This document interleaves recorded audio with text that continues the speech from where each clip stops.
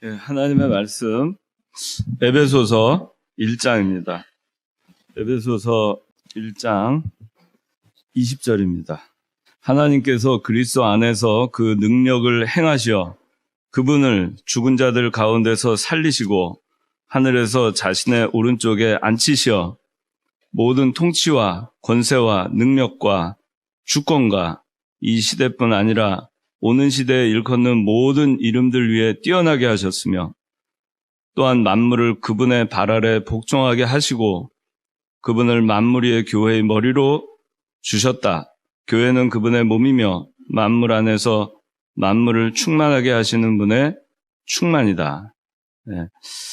오늘은 그리스도의 높아지심에 대해서 함께 공부하겠습니다. 여기 그리스도의 높아지심 28문입니다. 자, 오늘 이 본문에는 에베소서 1장 20절에는 하나님께서 그분을 살리시고 그랬어요. 하나님께서 그리스도 안에서 그 능력을 행하셔서 그분을, 그리스도를 죽은 자들 가운데서 살리셨다 그랬습니다.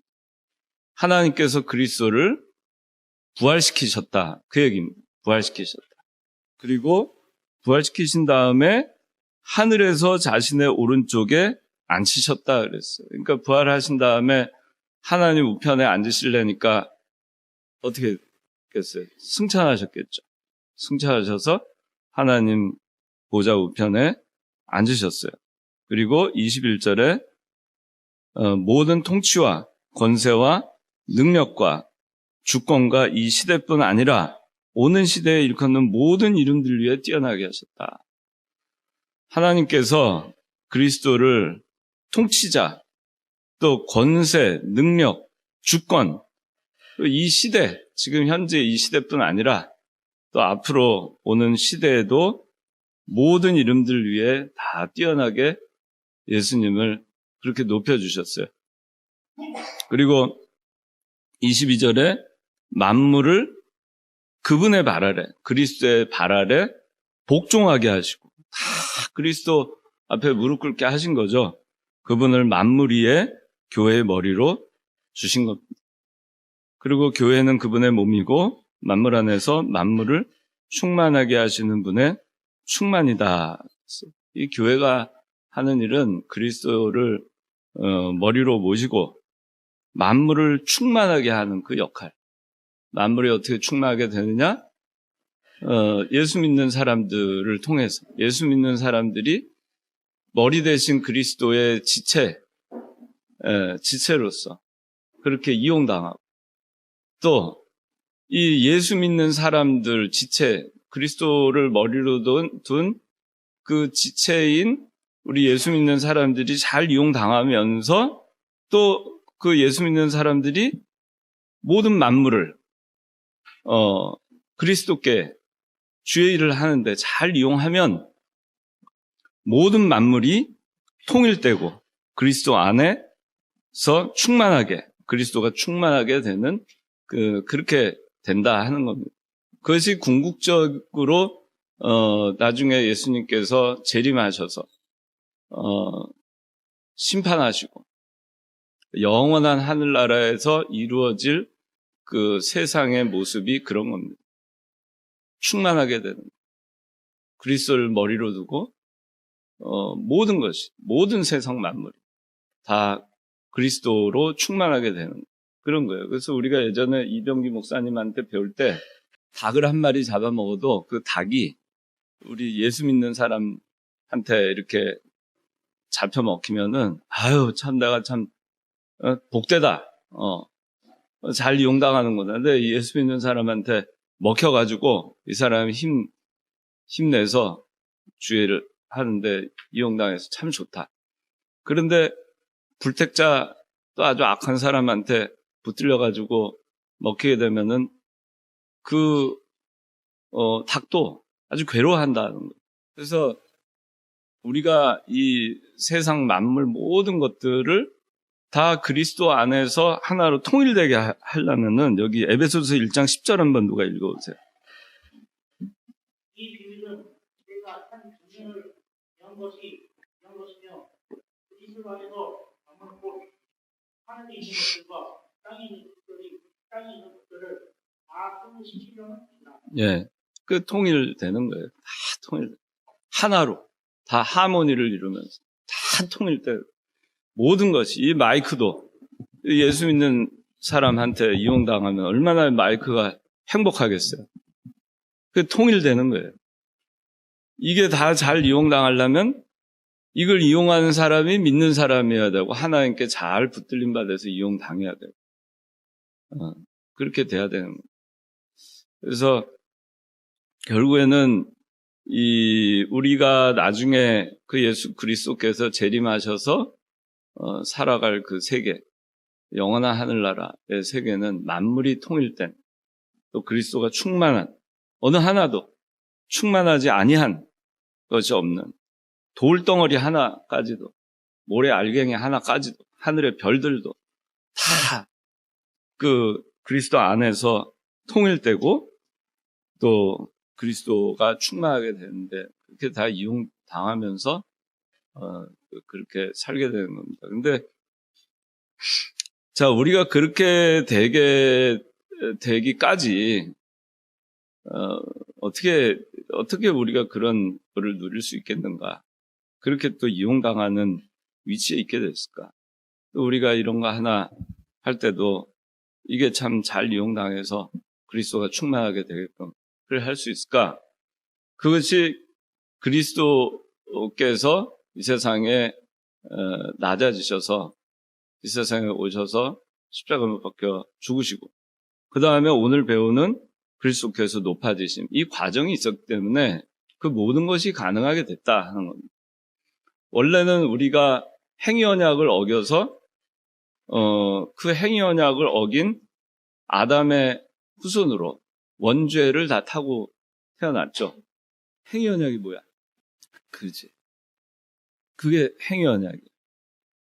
먹으면 정령 죽는다. 먹지 않으면 그대로 사는 거예요. 내 행위에 따라서. 그 아담이 그때 당시에 갖고 있었던, 타락하기 전에는 자유의지가 있었고, 자유의지라고 하는 것은 선이냐 악이냐를 택할 수 있는, 둘 중에 하나를 택할 수 있는 의지, 그걸 자유의지라고 했어요. 선은 말씀대로 순종하는 게 선이고 악은 불순종이에요. 순종할 거냐 불순종할 거냐, 그 선택의 자유가 자유의지예요. 아담한테는 그것이 있었습니다. 그리고 하나님께서 행위 언약, 즉 선악과를 먹으면 정령 죽으리라. 네가 먹으면 죽고 안 먹으면 산다. 네 행위에 달려있다. 네 선택에 달려있다. 네가 선을 행할 거냐 악을 행할 거냐에 달려있다. 순종할 거냐 불순종할 거에 네 생명이 달려있다. 그것이 행위 언약이에요. 행위 언약을 범했죠. 범했기 때문에 인간이 그걸 깼습니다. 깼기 때문에 자, 선악과를 먹고 그리고 진짜 죽었죠. 영은 하나님과 단절되어서 영적 사망의 상태에 이르게 됐고, 그리고 육신은 흙으로 돌아가게 됐습니다. 그리고 그 이후에 모든 인류는 아담이 범죄한 그 행위 언약을 깬 그 죄로 인해서 아담의 후손들은 인류의 대표자 아담의 원죄를 다 타고 태어나요. 원죄를 다 타고 태어나서 그 다음에 응애하고 태어나는 순간 그 다음부터는 자기가 이제 그때부터 짓는 자범죄가 있어요. 그렇죠? 자범죄 언제 있지? 태어나서부터 지금까지 죄를 하나도 안 지었다 하더라도 원죄는 그대로 남아있는 거예요. 그죠? 그래서 인간이 이 세상에 태어나서 아무리 돌을 닦고 해도 원죄에서 벗어날 길은 없어요. 모든 것을 다 율법을, 성경 66권을 다 지킨다 한들 원죄가 남아있기 때문에 구원의 길은 막혀 있었어요. 여전히 죄인이고 전적으로 타락한 인간에 불과했습니다. 여전히 행위 언약은 깨져 있는 상태였고 인간은 죽어 있는 상태고 하나님 아버지 앞에 돌아갈 길이 없었어요. 그래서 하나님께서 행위 언약이 파기된 다음에 그 다음에 모든 시대는 은혜 언약 시대예요. 은혜 언약 시대.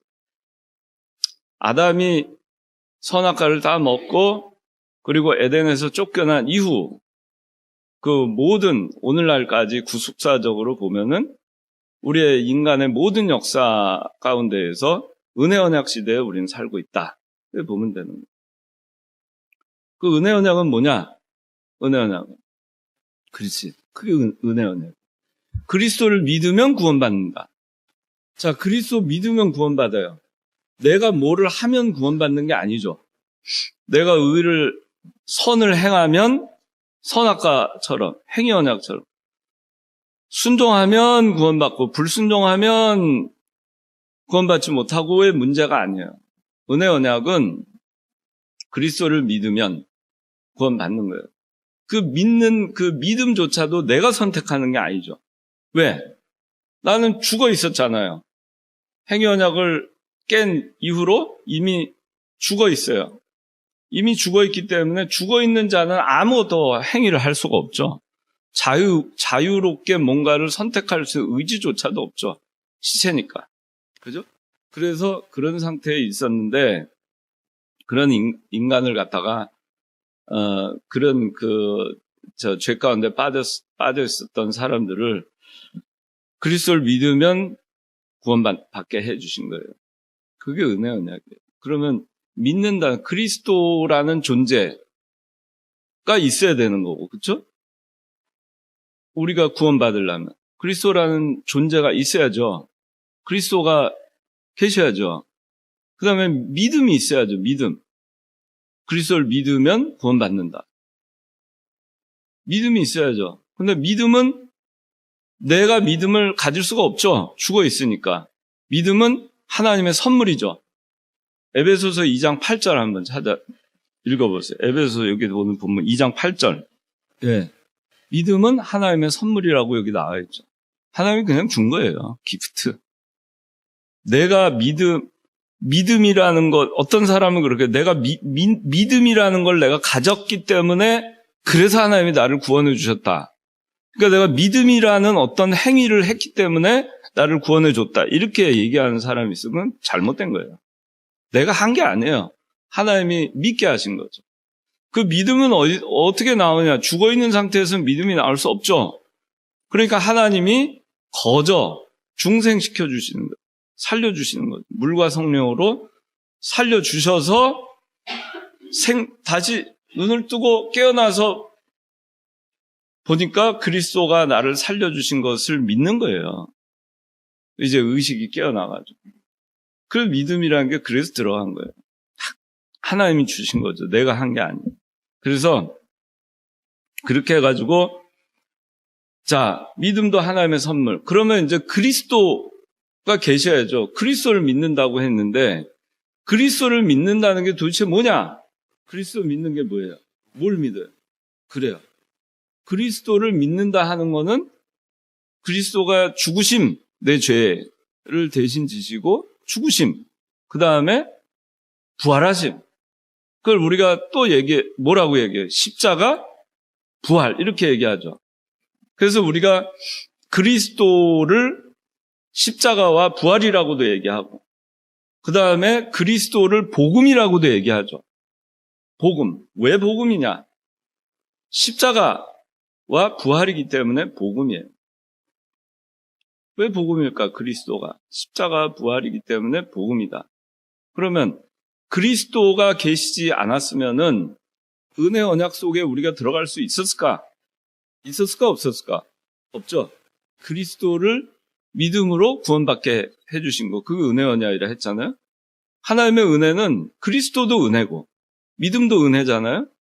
믿음도 은혜로 주셨고 그리스도도 은혜로 주셨어요. 근데 그리스도는 뭔가? 그리스도는 십자가 부활이에요. 그럼 그리스도가 뭐길래 그리스도를 믿으면 우리가 구원받을 수 있단 말인가? 사망 가운데서 벗어날 수 있단 말인가? 죄 가운데서 벗어날 수 있단 말인가? 그것이 그리스도의 십자가로 인해서 우리의 죄가 대속함을 받았고 그 다음에 부활함으로 인해서 우리가 살림을 받았다는 거예요. 생명을 얻었다는 거예요. 그러니까 복음인 거예요. 그래서 그리스도를 믿으면 구원받게 해주신 거, 그거는 하나님의 은혜입니다. 자, 그러면은 그리스도가, 우리가 노력해서 그리스도가 계신 건가요? 아니잖아요. 그리스도의 십자가가 우리가 노력한 게 있나요? 우리는 한 게 뭐가 있어요? 아무것도 없지. 오히려 뭘 했어요?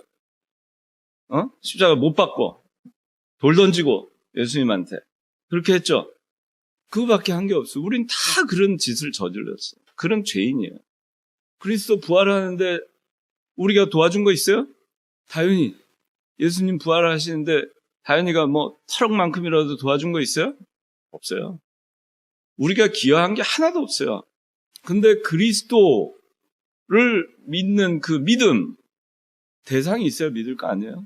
그리스도, 그걸 하나님이 주신 거예요. 그 그리스도는 십자가와 부활입니다. 자, 오늘은 부활에 대해서 얘기합니다. 그리스도의 높아지심은 하나로 우리가 생각할 땐 부활이에요. 부활.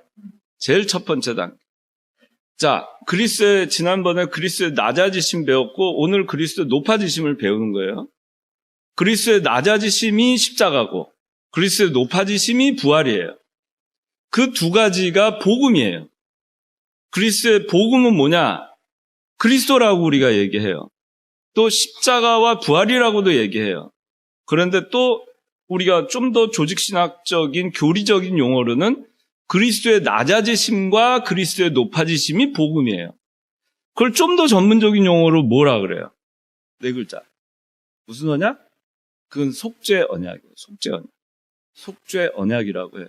그리스도의 십자가와 그리스도의 부활을 우리는 속죄 언약이라고 하는 겁니다. 자, 그러면 이제 여러분들 이해가 됐죠. 그리스도는 십자가와 부활이다. 그리스도 이퀄 십자가 부활. 그 다음에 십자가 부활 이퀄 그리스도의 낮아지심과 높아지심이다. 그리스도의 낮아지심과 높아지심 이퀄 속죄 언약이다. 충심이. 알아듣겠지? 이해 안 되는 거 없지? 그 속죄 언약이에요. 속죄 언약이 곧 그리스도예요. 속죄 언약이 곧 복음입니다. 속죄 언약이라고 하는 것은 그리스도가 하나님의 은혜 언약을 성취시키기 위하여 하나님과 약속하셔서 십자가 못 박혀 죽으시기로 하신 것. 그것이 속죄 언약이에요. 네가 인간의 몸을 입고 독생자이지만은 저 인간 지상에 내려가서 성육신 해가지고 고난을 당하고 십자가에 못 박히고 그 다음에 죽어서 장사 지내라. 그래야 너로 인해서 죄 없는 무죄한 네가 가서 너로 인해서 온 택한 백성들의 죄를 다 짊어지고 대속해야만이 내가 은혜 언약을 통해서 이 행위 언약을 깨트리고 원죄와 자범죄 가운데에서 사망 가운데 신음하고 있는 저 불쌍한 택한 백성들을 구원할 수 있다. 은혜로. 그래서 그 속죄 언약인 거예요. 속죄 언약이 뭔지 알겠죠?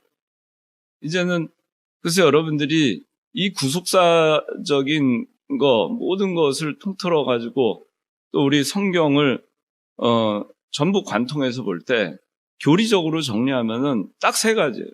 행위 언약, 속죄 언약, 은혜 언약. 행위 언약은 인간이 깼고 속죄 언약은 하나님께서 그리스도와 더불어서 언약을 성취시켰고 그 속죄 언약을 토대로 해서 오늘날 우리가 은혜 언약 가운데 살 수 있게 해주신 거예요.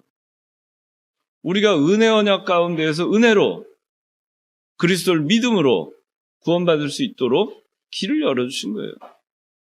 그래서 여러분들이 이게 어렵게 교리적으로 보면 속죄 언약이지만 우리가 이미 다 알고 있는 거예요. 그리스도께서 내 죄 대속해서 십자가에 못 박혀 죽으셨다. 부활하셨다. 그것이 속죄 언약. 그래서 우리가 이 그리스도의 낮아지심과 높아지심을 모르고서는 우리는 은혜 가운데 들어갈 수가 없어요. 우리가 모르고서는 그리스도의 은혜를 안다고 얘기할 수도 없어요. 왜? 그리스도께서 대속해 주셨고 그리스도께서 우리의 죄를 속죄 언약을 통해서 속죄해 주셨기 때문에 우리가 은혜 언약 가운데 들어갈 수 있게 된 거 아니겠어요? 난 아무것도 한 거 없는데. 그래서 그리스도의 높아지심은 속죄 언약 가운데 하나입니다. 자, 이제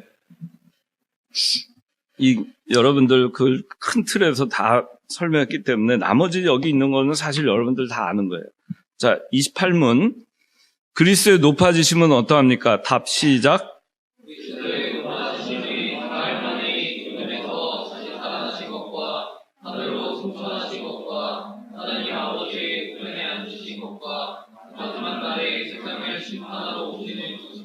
예, 그리스도의 높아지심에 4가지 단계가 있죠.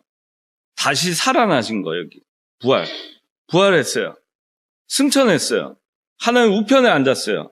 그 다음에 심판하러 오시는 거예요. 그런데 그리스도께서 낮아지시는 단계는 어떻게 돼요? 하나님과 동등된 자리에 있다가 성육신에서 인간의 몸으로 입고 내려왔고, 고난을 당하셨고, 십자가에 못 박히셨고, 그 다음에 무덤으로 들어가셨죠. 죽어서. 4단계.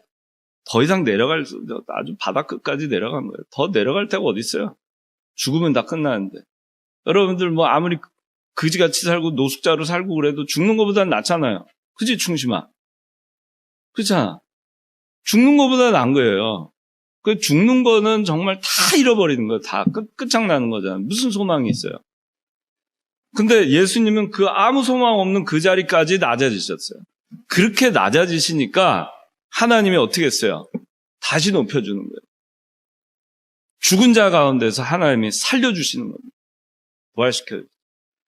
부활시킨 자리에서 어떻게 했어요? 원래 예수님께서 계셨던 하나님과 동등된 자리 끌어올라가셨죠. 승천하셨죠. 근데 거기서 머물지 아니하시고 하나님 보좌 우편에 앉아 계셨어요. 만물을 통치할 수 있는 권세, 주권을 다 주셨어요. 그 다음에 어떻게 하죠? 이제 최후의 날에 심판주로 다시 오시게 하시는 그리스도의 높아지심의 4단계가 그렇게 되는 거예요. 처음에 초림하실 때는 정말 털 깎는 자 앞에 어린 양처럼 그렇게 참 보잘것없이 오셨지만은, 그러나 다시 오실 때에는 영광스럽게 구름 타고 천군 천사의 나팔 소리가 더불어서 심판주로 오시는 거예요. 얼마나 멋있어요. 그렇게 하나님이 높여주시는 거예요. 그러면 우리가 예수 믿는다는 게 뭐냐? 그리스도가 뭐냐? 우리가 뭘 은혜로 받았냐? 낮아지심.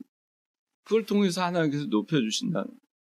그래서 그리스도, 우리가 저 성경에 보면 한 알의 밀알이 땅에 떨어져 죽으면 많은 열매를 맺고 죽지 않으면 한 알 그대로 있다 그러잖아요. 그게 성경의 정신이에요.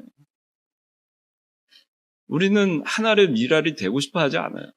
낮아지려 하지 않아요. 그런데 낮아진 만큼 높아진 하나님께서 높이시는 거예요. 여러분들이 하늘나라 가서 큰 자가 되려면은 세상에서 잘 먹고 잘 살고 떵떵거리고 그렇게 하다가 하나님 아버지 앞에 간다고 해서 큰 자가 되는 게 아니에요. 소자 하나에게 물 한 그릇 주고, 그리고 병들었을 때 찾아가고, 감옥에 갇혔을 때 옥에 찾아가고, 가난한 자들에게 도와주고, 그리스도께서 이 세상에 오셔서 낮은 자로서 살아가신 그 삶을 우리가 본받고 얼마나 우리 때문에 낮아지셨는가를 생각해야 돼요. 우리는 뭐 낮아지는 거 뭐 그렇게 대수겠어요. 뭐 좀 낮아진다고 해가지고 그것 때문에 뭐 이러니 저러니 많잖아요. 그 낮아진 만큼 높아질 걸 생각하면은 행복하죠. 그래서 그리스도께서는 아예 행복하셨어요. 고난을 받으실 때도. 그래서 히브리서 12장 2절에 보면 예수님을 바라보자. 그분은 자신 앞에 있는 기쁨을 위하여 수치를 개의치 않으시고 십자가를 참으셨고 하나님의 보좌 오른쪽에 앉으셨다. 자신 앞에 있는 기쁨을 바라보고. 낮아져야지 높아지는 거예요. 높아지려고 하는 자 낮아집니다. 근데 예수 믿는 사람들이 남을 끌어내리고 높은 자리에 앉으려고 그렇게 이전투구를 합니다. 그건 성경이 아니에요. 성경의 가르침도 아닙니다. 어디 성경에 그렇게 하라고 가르쳤어요? 남을 끌어내리고 자기가 그 자리에 앉으라. 성경에 어디에도 그렇게 가르친 게 없어요. 제가 아마 이전에도 얘기했는 것 같은데 여러분들한테. 지난 시간에 얘기한 거. 다른 사람을 시기 질투하면서 그 사람을 어떻게든지 잘못되게 하고 끌어내리기 위해서 여러분들이 에너지를 쓰는 것은 정말 낭비입니다. 그 시간에 여러분들 자기 스스로한테 투자하셔야 돼요.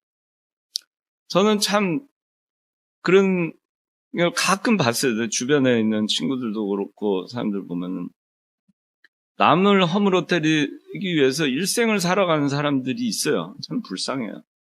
그리고 그 사람들이 뭔가 잠시 손에 쥐었다 한들 그것은 모래성과 같이 금방 무너지는 걸 너무나도 많이 봤습니다. 그런데 이게 뭐 그런 거 개의치 않고 자기 할 일을 하는 사람들, 그런 사람들은 시간이 지나면 뭔가를 하나님께서 그래도 그 사람이 뭔가를 역할을 할 수 있는 그런 길을 만들어 주세요. 근데 믿지 않는 사람들도 그런데 하물며 예수 믿는 사람들이 믿는 일에 우리가 신경을 쓰고 집중을 하고 자기 자신이 만들어지기 집중하고 낮아지기를 힘쓰고 그래야 되는데 낮아지기 힘쓰기는커녕 거기 신경 안 쓰고 그저 남이 잘 되는 거 배 아파하고 남 시기 질투하고 쟤는 뭐 그런데 여러분들 신경 쓰는 그 자체를 수치스럽게 생각해요. 내 마음이 벌써 누구 질투하는 마음 생겼다. 시기하는 마음 생겼다. 그만큼 내가 못났다는 얘기예요. 스스로. 내가 이만큼 못났구나. 그거 얘기하는 거예요. 자기 스스로한테. 부끄러워해야 돼요. 남에 대해서 그런 마음이 생기면은 사탄아 물러가라 그러고 내가 지금 그런 것 때문에 지금 내 정신건강 해롭고 내 신앙에 손해보고 내 시간 낭비해야 되겠네. 나는 내 일, 내가 해야 될 일을 해야 되겠다. 그렇게 하고 다른 밥집에서 가는 거예요. 예수 믿는 사람들은 어떻게든지 높아지려는 생각하지 말아야 됩니다. 하나님이 높여주시면 높여주는 거예요. 어떻게 하나님이 높여주시는가? 낮아질 때. 그 높아지는 건 하나님께서 높게 만들어주시는 거지. 내가 높아지려고 했는데 높아지는 게 아닙니다. 예수 믿는 사람들은 믿지 않는 사람들하고 아주 차원이 다르게 삶을 바라보고 생각하고 살아야 돼요. 똑같이 생각하면 안 돼요. 우리 어차피 세상 이치대로 사는 사람들은 아니잖아요. 근데 왜 세상 사람들 사는 방식대로 자꾸 미혹받아가지고 살려고 하는지 모르겠어요. 그래서 살면 안 돼요.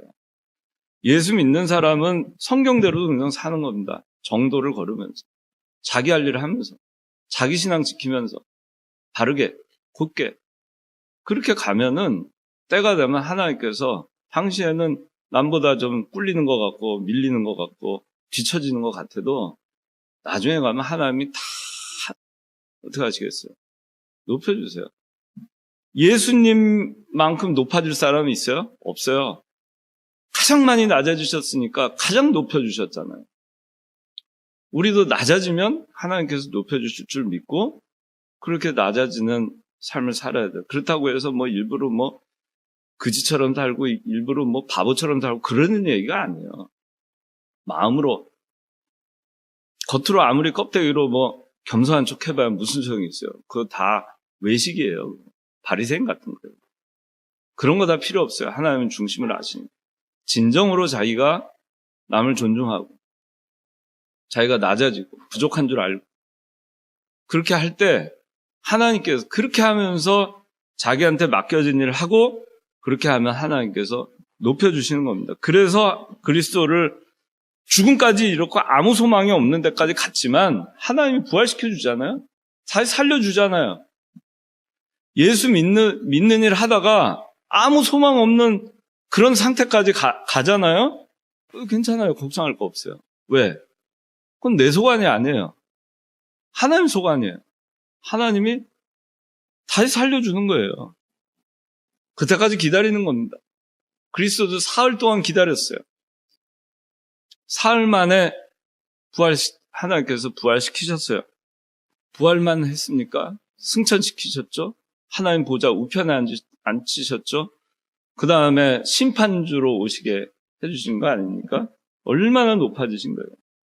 자, 그리스도의 부활, 그 다음에 그리스도의 승천, 세 번째는 하나님 우편에 앉으신 거, 네 번째 그리스도의 재림. 이렇게 오늘 네 가지로 이렇게 돼 있고, 그리스도의 부활 가운데에서 첫째는 부활은 역사적 사실이다. 다 알죠.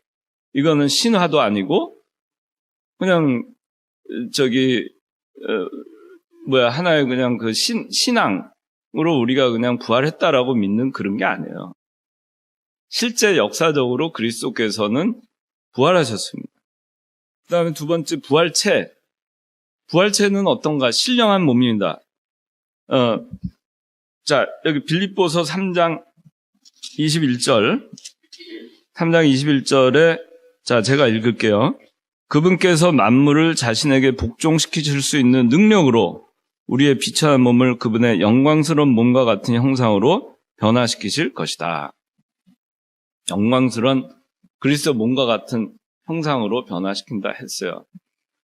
여러분들 다 이렇게 될 김일국 집사 믿어요? 그리스도와 같이 신령한 몸으로 부활할 줄 믿어요? 그러니까 우린 걱정할 거 없어요. 이 세상에서 물리고 찢기고 다 그렇게 돼도요, 우리는 신령한 몸으로 부활하는 겁니다. 그리스도가 신령한 몸으로 부활했죠. 신령한 몸으로, 그리스도 신령한 몸으로 육체가 부활한 것 같이, 그 부활의 첫 열매가 되신 것 같이, 우리도 그리스도와 같이 두 번째, 세 번째, 네 번째 열매로 신령한 몸으로 부활하는 거예요. 그걸 보여주려고 한 거예요. 그렇지 않을 것 같으면 뭐하러 육신 부활합니까? 예수님이 이 세상에 오셔서 영이신 그리스도로 다시 그냥 하늘로 가시면 되잖아요. 뭐하러 육신 부활합니까? 영이신 그리스도께서 영만 쏙 빠져가지고 하면 되잖아요. 우리 육신이 부활한다는 것을 우리에게 소망을 확실하게 주시는 거예요.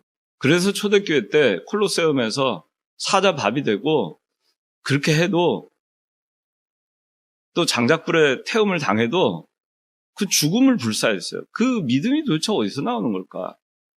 부활신앙 때문에 나오는 거예요. 나는 부활한다. 이게 굉장한 신앙입니다. 부활의 의미는 세 번째, 죗값이 치러졌다.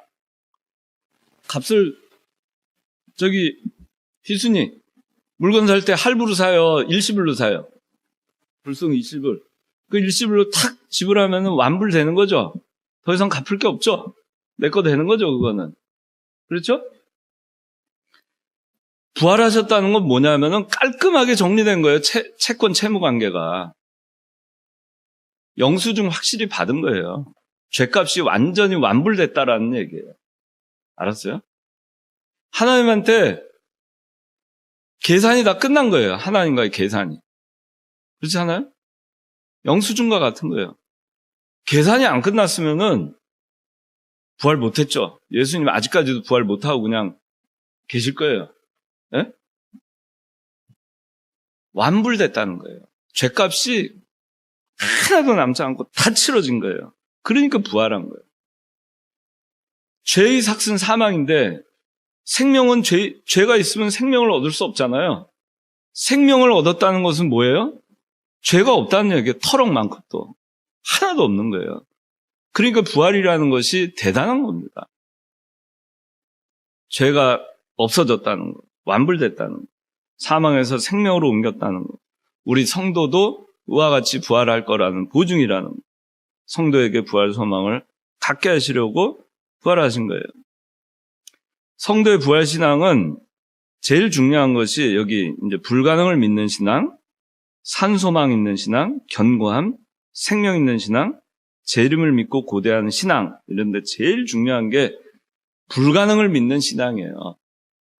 부활이 믿어져요? 저기 무덤에 가자. 화장하면 어떻게 돼요? 그래도 부활해요? 육신이. 그러면 내가 죽어도 부활한다. 라는 것은 정말 강력한 신앙이에요. 죽음도 두려워하지 않을 수 있어요. 왜? 불사신이잖아요, 불사신. 불사신이잖아. 응? 저쪽에 가서 IS가 참수한다 그래도 죽을 수 있지? 거기는 죽기 싫어도 죽어야 돼, 거기. 그냥 죽여버리니까. 그런데 이 부활신앙이라는 건요, 저는 정말 대단한 신앙이라고 보는 거예요. 불가능을 믿는 신앙이에요. 우리가 어떻게 죽었던 생명이 다시 사는 거를 믿을 수 있어요? 예수님이 부활하셨다는 거 역사적이라고 하지만 우리가 어떻게 믿을 수 있어요? 불가능한 일이잖아요. 믿는 게 바보 같지 않아요? 이론상, 과학적으로, 이성적으로 불가능한 거 아니에요? 그거 어떻게 믿죠? 근데 믿어지잖아요. 우리 믿어지죠? 부활한다는 거 믿어지죠? 예수님 부활하신 거 믿어지죠? 이성적으로 믿었어요? 과학적으로 입증했어요? 아니죠. 근데 믿어졌죠? 믿어진 게 참 불가사의하죠? 그렇죠? 이미 불가능을 경험한 거예요. 예수님이 십자가에 못 박혀 죽으셨다가 사흘 만에 살아나셨다는, 부활하셨다는 거를 믿는 그 믿음이라는 것 자체가 불가능하지 않아요? 이해돼요? 내가 말하는 말? 그 믿음을 갖는 게 불가능하지 않아요? 우리는 불가능한 것을 가능하다고 이미 믿고 있는 사람들이에요. 어떻게 그걸 믿어요? 불가능한 것. 아무리 세상 사람들한테 가서 말해보세요. 부활하셨다고. 정신 나간 사람. 그냥 역사적인 인물이야. 그 무덤에 어딘가 시체를 못 찾아서 그렇겠지. 4대 성인 중에 하나야. 그럴 수 있어요. 우리는 아니야. 부활하셨어. 그 믿는 믿음을 갖고 있잖아요. 그 믿음을 우리가 갖고 있다는 사실도 참 불가능한 일이에요. 불가능한 걸 우리는 이미 체험하고 있는 거예요. 어떻게? 그 다음에 예수님이 재림하신다는 거. 그거 믿어져요? 그 참 희한한 소리죠. 불신자들이 볼 때는 무슨 구름 했다가 쏙 빠져가지고 죽을 텐데 어떻게 구름 타고 오나? 그 불가능한 얘기 아니에요? 그 불가능한 걸 우리가 믿잖아요. 그 믿는 그 믿음이 있는 것도 참 불가능한 거예요. 어떻게 그걸 믿어요? 그래서 이 부활신앙이라고 하는 거는 불가능을 믿는 신앙이에요. 우리 이미 불가능한 걸 믿었어요. 믿고 있어요. 그러면 불가능한 것도 믿는데 우리가 두려울 게 뭐가 있습니까? 죽음도 불사하는 신앙인데 세상 두려울 게 뭐가 있어요? 죽음이 마지막이라 했잖아요. 돈 잃어버리는 거 두려워요? 두려워요? 결혼 못하는 거 두려워요? 그러면 직장 못 얻는 거 두려워요? 진짜로 안 두려워? 평생 총각으로 살아도 괜찮아? 그래. 안 두려워야 돼요. 그러니까 왜냐하면 아까 불사신이잖아. 불가능을 믿고 있잖아요. 죽음도 불사하는 신앙이에요. 그런데 물질 좀 잃어버리면 어때요? 그 뭐가 두려워요? 거지가 되면 어때요? 믿는 일 하다가. 좀 병이 들면 어때요? 믿는 일 하다가. 고생 좀 하면 어때요? 환난 좀 당하면 어때요? 좀 남보다 못 살면 어때요? 하나님 보시기에는 다 그 밥에 그 나물이에요. 뭐가 잘났으면 얼마나 잘났고 못났으면 얼마나 못났겠어요. 하나님은 그런 거 보는 게 아니에요. 하나님은 저 사람의 중심에 뭐가 있는가, 저 사람을 어떻게 내가 구원운동에서 이용할까, 저 사람이 어떻게 이용당하는데 제일 잘 순종해서 이용당하는가, 그것만 보는 거예요. 그러면 잘 순종하는 사람은 뭐예요? 불가능을 믿는 신앙이 있는 사람은 물질선, 인정선 다 끊어버릴 수 있어요. 생명선, 그건 어렵죠. 어렵지만 정말 불가능을 믿는 신앙이 있으면 그것도 초월하겠죠. 그래서 이 부활신앙이라는 거는 대단한 겁니다. 우리에게 부활이 없었다. 우리한테 무슨 소망이 있어요? 여러분들 충심이 죄를 졌어요. 좀 미안한데 살인죄를 졌어요. 살인죄를 져가지고 이제 사형수가 돼가지고 형무소에 들어가 있습니다. 그런데 오늘 이제 사형 집행일이 됐어요. 그래서 사형 집행일이 딱 돼가지고 이제 예배 드리고 사형 집행을 했는데, 오늘 그냥 문재인 대통령이 충심히 하고 해가지고 한 100명 정도 특별 사면을 해가지고 낸 거예요.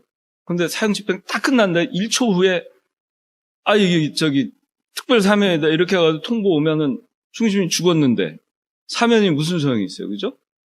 아무 소용 없잖아요. 죽은 다음에 뭐 명예 회복한다, 뭐 요새 재판 다시 해가지고 옛날에 간첩 사건이나 뭐나 해서 무죄로 나오고 명예 회복하는 사람들 많이 있습니다. 그렇지만 그 사람들 이미 사형장애 이슬로 죽었잖아요. 그 생명을 어떻게 살리겠어요? 그러니까 이게 뭐냐면은 그리스도께서 그리스도의 십자가만 있다. 우리한테 아무 소망 없어요. 부활이 없었습니다. 여전히 죽어 있다. 죄는 다 사해졌어요. 그죠? 사면은 대통령이 해서 하나님이 사형 집행 중단, 사면, 무죄 방면, 감옥에서 내보내 했는데 이미 사형 집행됐어요. 아무 소용 없잖아요. 그리스도께서 십자가에서 못 박혀 죽으셨다 한들 우리가 생명을 얻지 못하면 무슨 소용이 있어요?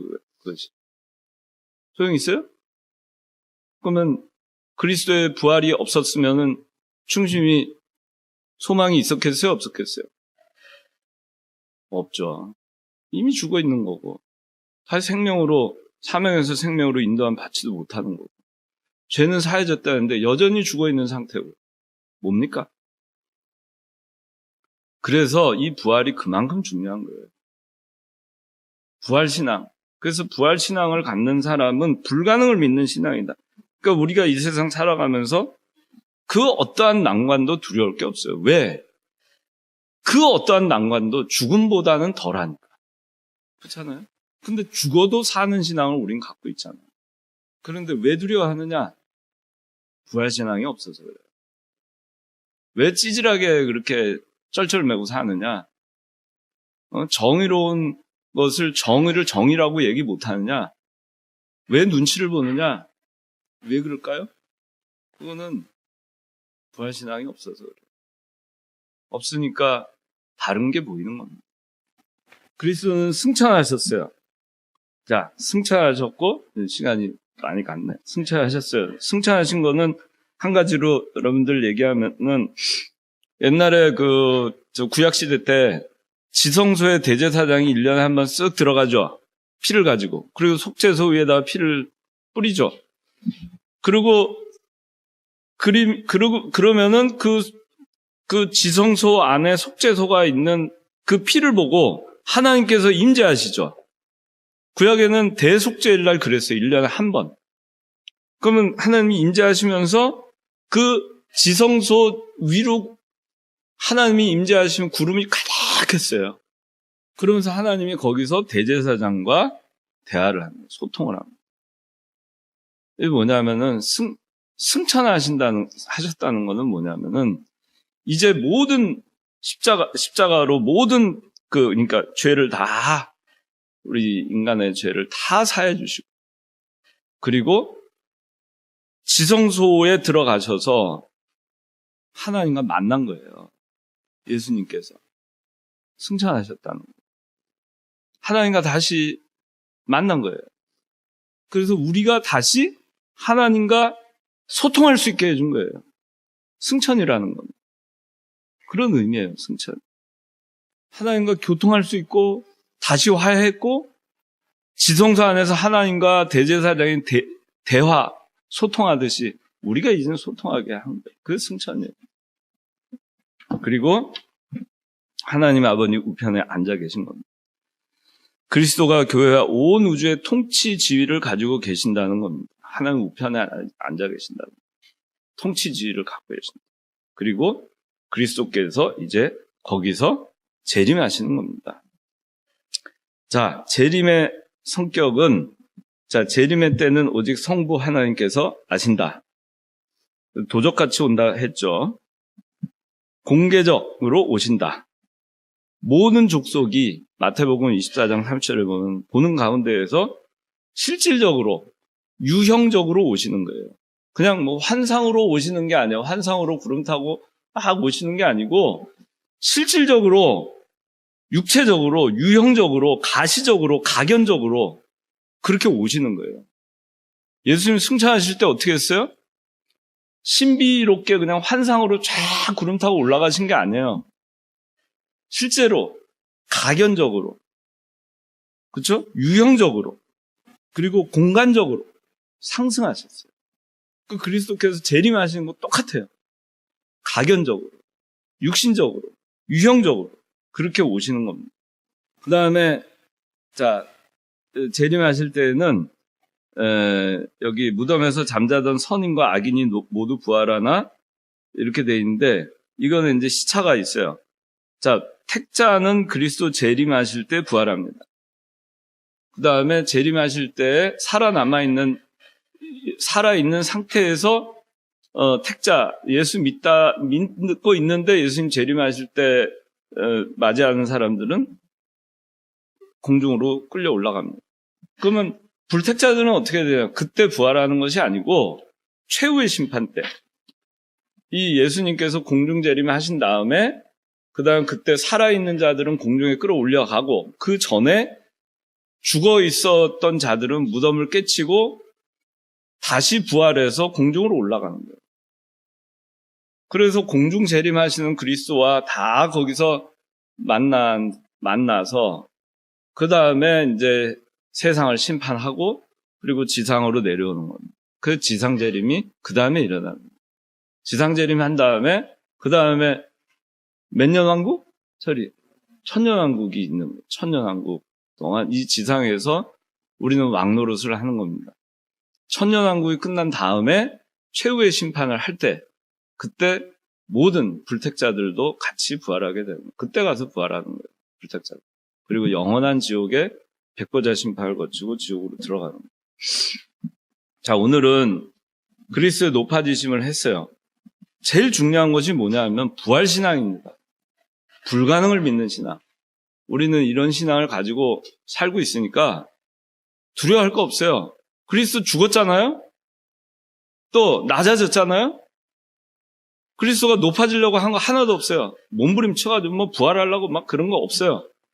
그냥 다 일체 순종해서 세상에 내려가라. 인간의 몸을 입어라. 저기 나그네 생활을 해라. 십자가 못 박혀 고통을 받아라. 죽어라. 다 죽기까지 순종했습니다. 그냥 순종만 했어요. 그랬더니 하나님이 높여주신 겁니다. 그러니까 여러분들 두려워할 거 없어요. 예수 믿는 사람은 부활신앙을 갖고 있고 부활신앙을 갖고 있는 사람은 아무것도 두려워할 거 없어요. 낮아질 것도 두려워할 거 없고 환난을 당할 것도 두려워할 것도 없고 물질을 잃어버릴 거 두려워할 거 없고 인정성 끊어질 거 두려워할 거 없어요. 왜? 그거 잃어버린다 한들 예수님 목숨도 잃어버렸지만 다 되찾아줬잖아요. 우리도 그리스도를 위해서 잃어버리잖아요. 그럼 하나님이 그 이상 되찾아주십니다.